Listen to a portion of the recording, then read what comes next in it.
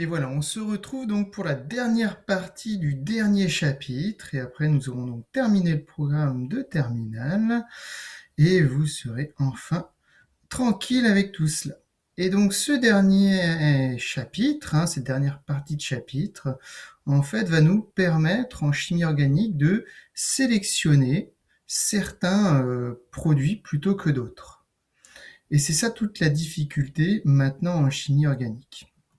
On va faire ça sous forme un petit peu d'exemple et on va essayer de comprendre donc tout l'ensemble. Donc l'objectif, c'est de réaliser donc des synthèses multi-étapes de molécules complexes. Donc par exemple, on va s'amuser à reproduire des molécules naturelles, notamment des acides aminés, enfin pas des acides aminés, mais un ensemble d'acides aminés pour donner différentes protéines.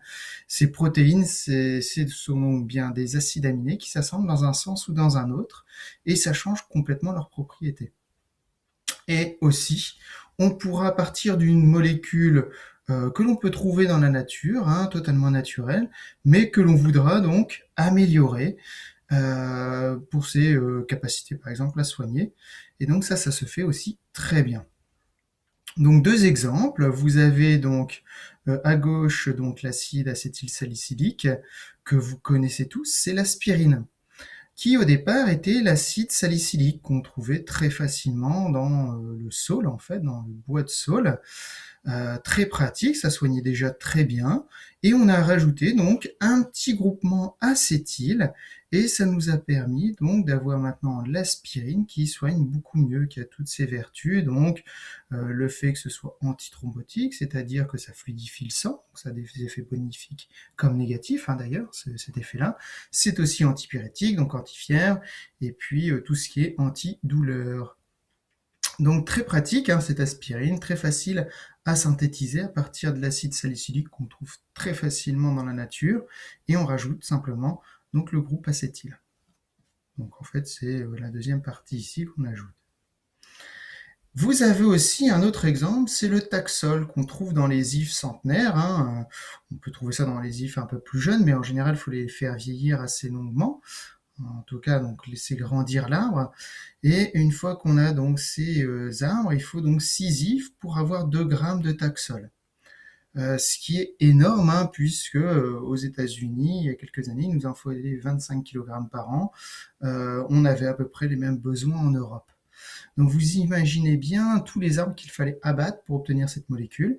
Et bien maintenant, on arrive à la synthétiser. Et au début, on partait surtout de cette molécule-là et on a essayé de l'améliorer pour qu'elle soit encore plus anti-cancérigène. Donc très pratique pour soigner tout ce qui est cancer. La problématique, c'est que la plupart des molécules organiques sont des composés polyfonctionnels, c'est-à-dire qu'ils ont plusieurs fonctions organiques, et donc ces fonctions peuvent réagir les unes sur les autres. Il va falloir donc empêcher ces réactions entre les différents groupes fonctionnels et ne laisser que ceux qui nous intéressent. Donc c'est ça vraiment qui nous embête. Alors comment on va faire cela? Plusieurs possibilités, soit trouver un réactif chimiosélectif, c'est-à-dire qu'on va avoir une réaction qui va agir que sur une partie de la molécule, qui va vraiment sélectionner la molécule. Donc c'est pour ça qu'on parle de chimiosélectivité. Donc ça va sélectionner chimiquement un endroit de la molécule. C'est très rare, c'est très compliqué à trouver, mais quand on en trouve un, c'est génial, très facile à faire. Ou bien on va utiliser des groupements protecteurs. Ça, c'est un peu plus compliqué. Ça permet donc de protéger certains groupements que l'on ne veut pas faire réagir. Et ensuite, on les déprotégera. Donc ça allonge les chaînes réactionnelles, mais ça fonctionne très très bien. C'est ce qu'on va utiliser le plus dans l'industrie, parce que c'est le plus facile à mettre en place. Bien sûr, si on trouve un réactif chimiosélectif, on va plutôt privilégier cette façon-là de faire. On commence par les réactifs chimiosélectifs très rares, mais ça fonctionne plutôt bien, donc ça va transformer un certain groupe de la molécule polyfonctionnelle. Donc on a plusieurs exemples. Donc ici, on veut simplement donc réduire simplement la fonction cétone. Pardon, on veut réduire que le carbonyle plutôt que l'acétone. Donc on veut réduire ici l'ester, mais on ne veut pas réduire cette cétone. Alors que si on utilise donc un réducteur, eh bien on va réduire donc des deux côtés et on va obtenir un diol. Ce qui ne va pas nous intéresser. Nous, on ne veut pas réduire cette partie-là. On veut garder la double liaison. Donc là, avec un réducteur classique, comme LI-LH4, eh bien, ça ne va pas fonctionner. On va réduire les deux. Et donc, on va choisir un autre réducteur, donc NaBH4. Et donc, à ce moment-là, on va simplement donc réduire ici la fonction cétone et pas le carbonyl. Maintenant, on peut aussi s'amuser donc à protéger les fonctions. C'est la deuxième possibilité. Donc là, on a deux fonctions qui peuvent réagir très facilement. Voilà, et du coup, on n'a qu'un seul rendement de 52%, ça nous embête. Et puis, on voudrait surtout faire réagir ici sur l'ester. Donc, comment faire pour faire fonctionner cette réaction le plus facilement possible? Eh bien, en fait, on va protéger cette partie-là de la molécule, on va la rendre inactive, et du coup, ça va forcément réagir sur le deuxième.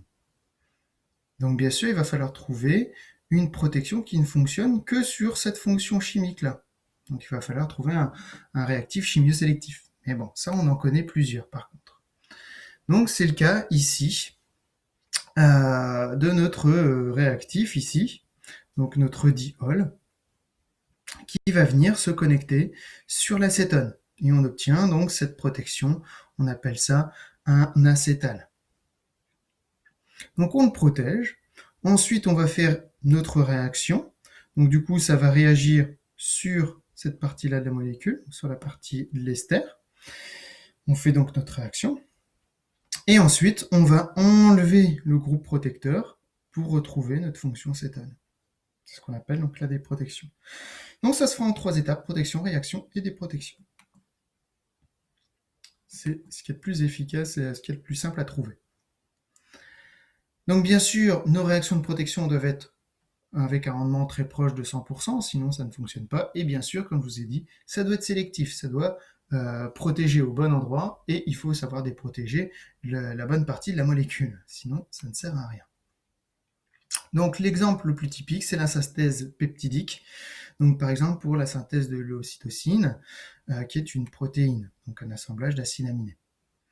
Donc notre hormone, ici, qui déclenche donc l'accouchement, c'est cet assemblage ici, donc, d'acides aminés. Cystéine, tyrosine, isoleucine, et ainsi de suite. Nous, on va s'intéresser donc à ce premier assemblage.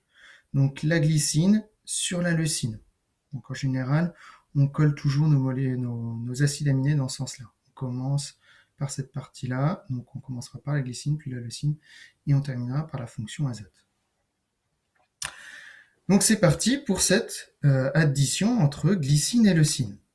Le problème, c'est que si je fais cette synthèse, donc nous on voudrait donc que ce soit la partie acide carboxylique et la partie amine de la glycine qui réagissent l'un sur l'autre. Le problème, c'est que la partie ici, amine, pourrait très bien réagir sur la partie acide carboxylique de la glycine. Pire encore, on pourrait avoir ici la partie amine de la leucine qui peut réagir sur la partie acide carboxylique d'une autre leucine, puisqu'on va mettre beaucoup de molécules de leucine et beaucoup de molécules de glycine. Donc on va avoir plein de réactions parasites. C'est ce qu'on vous présente ici.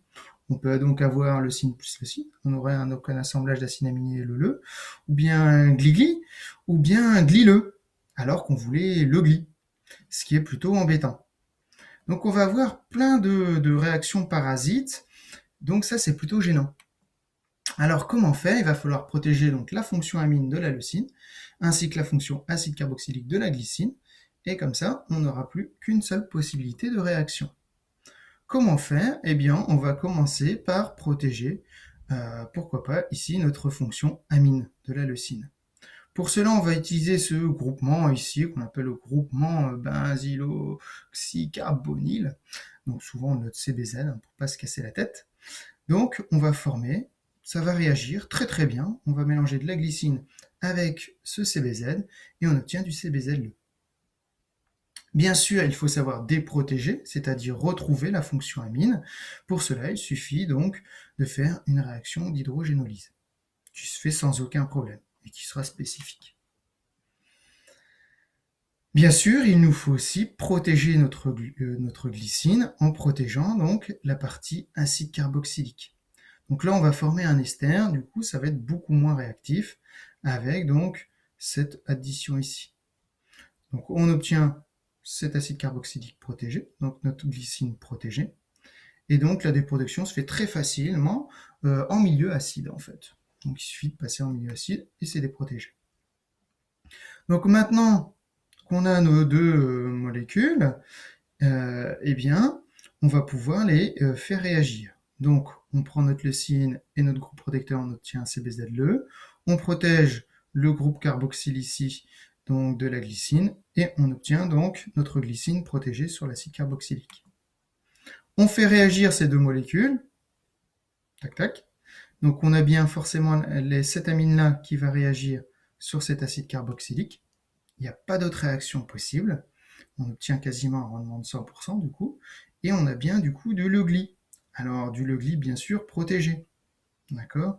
Donc on obtient pour le moment du CBZLE et du gli protégé.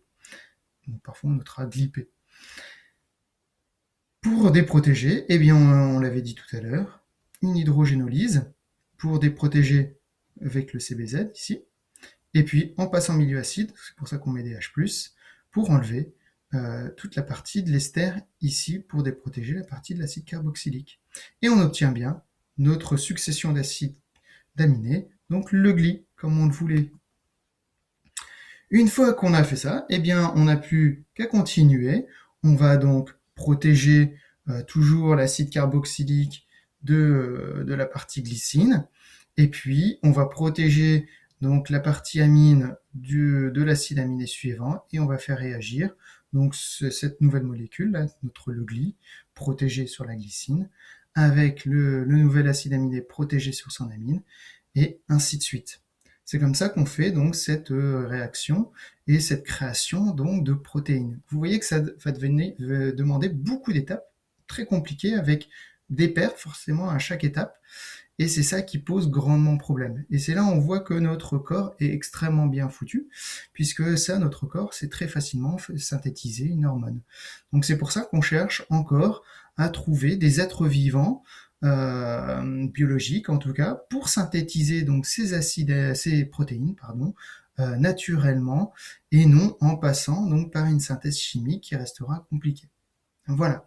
Et donc, on a terminé pour cette partie-là. Pas d'exercice, juste à comprendre, voilà, vraiment c'est cette façon de sélectionner nos molécules.